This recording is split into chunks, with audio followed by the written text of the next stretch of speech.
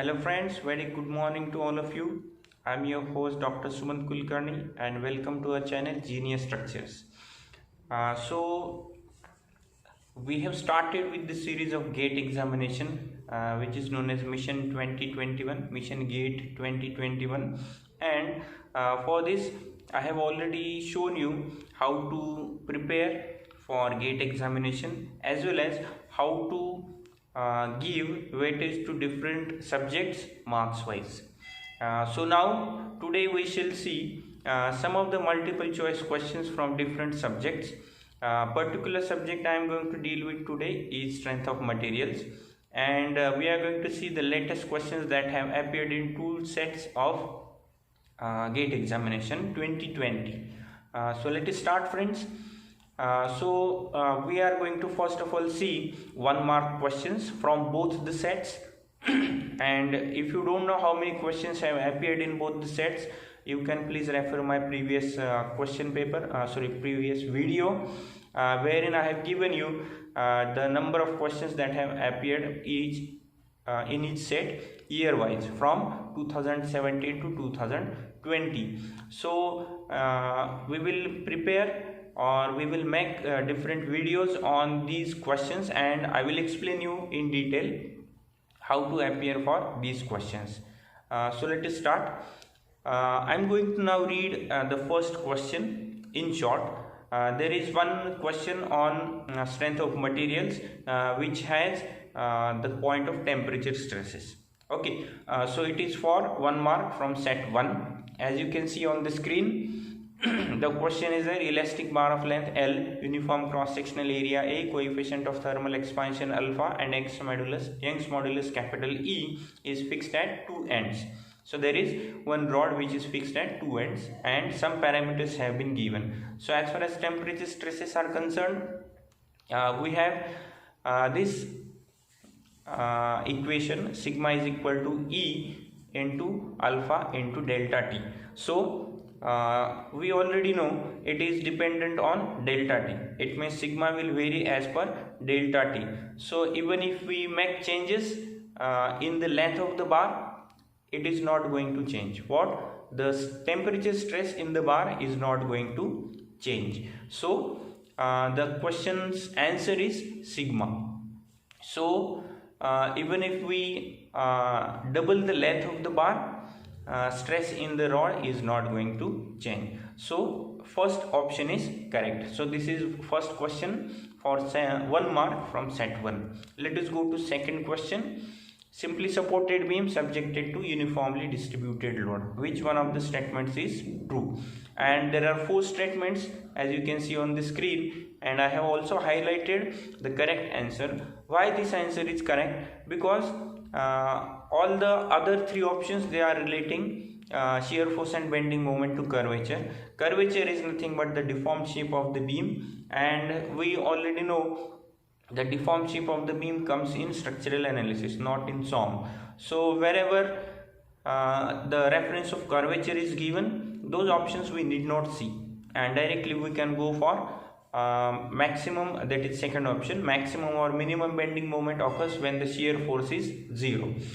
Shear force, it will give us maximum bending moment. So it is point of contraflexion.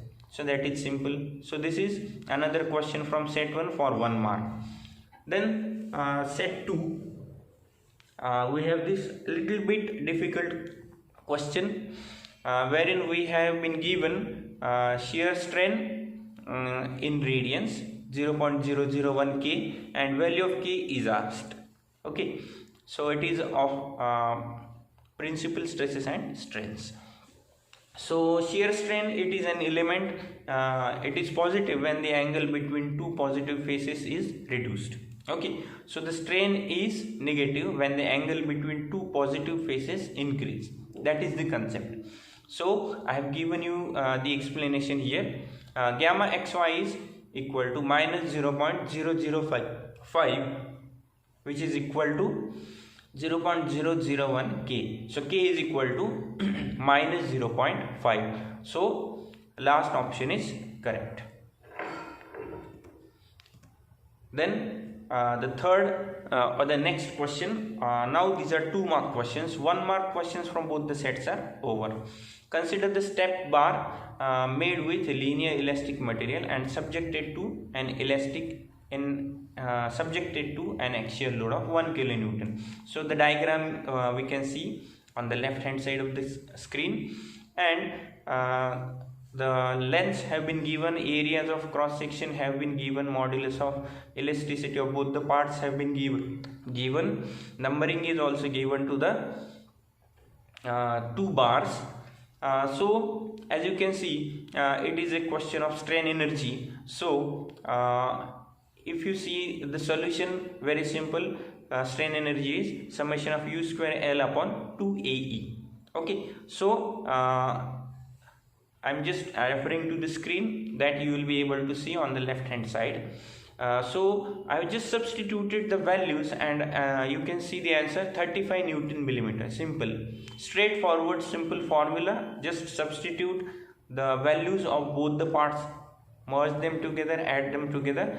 Our answer we will get strain energy as 35 Newton millimeter. And please see, there are no options for 2 mark questions. So you have to be precise, and you must know what is the formula. Then next, the value of M in the beam ABC in the figure is such that joint B does not rotate. The value of support reaction at B should be equal to.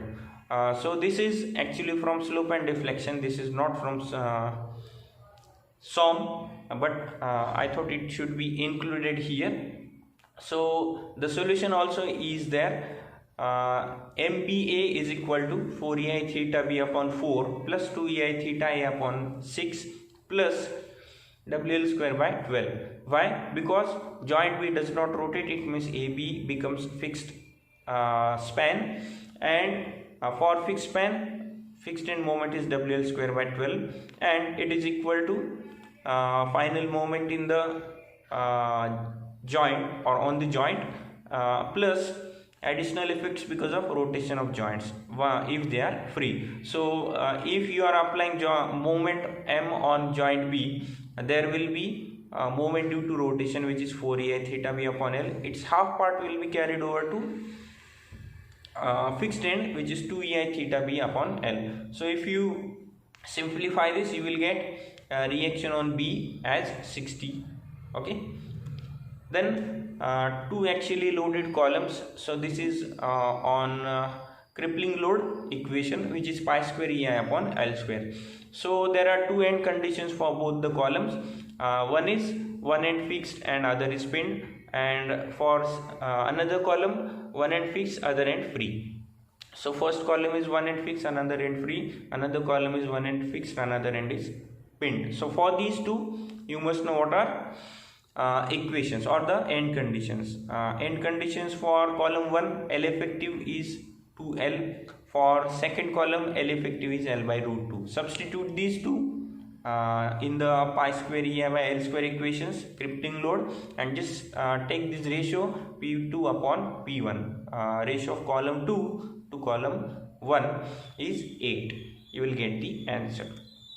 Then this is a little bit complicated question. 3 prismatic bars. E value is has been given, I value has been given, and we have been asked to find shear force and bending moments. So all the 3 columns are 3 beams are cantilever beams, and what is asked is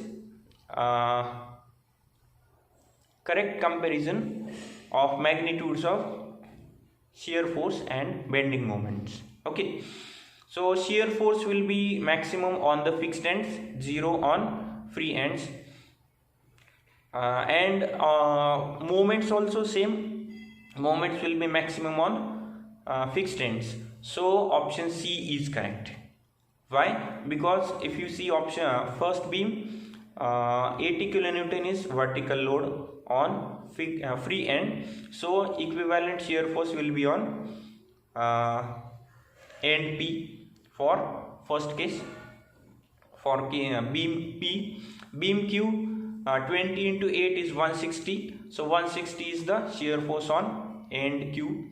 Then 640 is the anti-clockwise movement, so 640 upon 8 is again 80, so option C will be correct. Okay. Then hollow circular shaft, that is torsion of shaft, is asked. So 100 mm outer diameter, 50 mm inner diameter is there, and allowable shear stress is 125 MPa.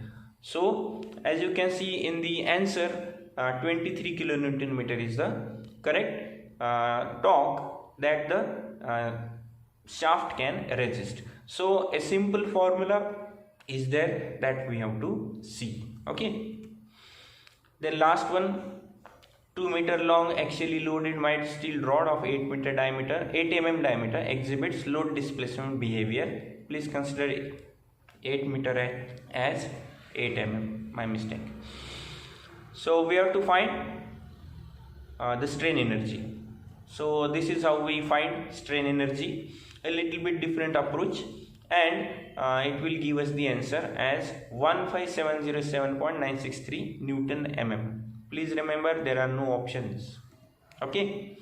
So friends, this ends our questions on strength of materials from 2017 pattern question paper, and all the questions I have tried to cover in set 1 as well as set 2. So friends, if you like this video, please subscribe the channel, share the video, and give your frank feedback about how the questions have been dealt with. So thank you very much friends.